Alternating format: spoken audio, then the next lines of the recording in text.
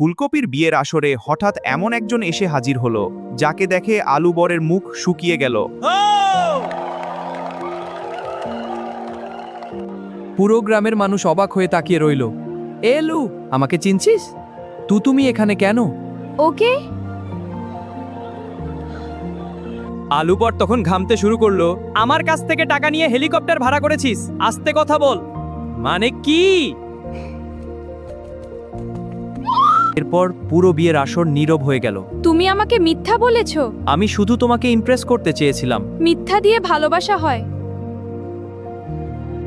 ঠিক তখনই গ্রামের মানুষ হাসতে শুরু করলো। ভাই প্রেম করতে গিয়ে লোন নিয়ে ফেলছে। এটা প্রেম না, প্রজেক্ট। তোরা একটু চুপ কর।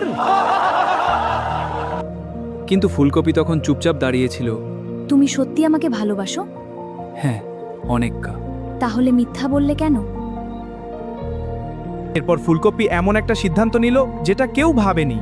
আমি বিয়ে করব। সত্যি?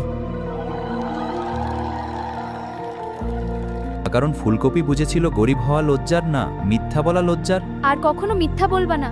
কসম আর না।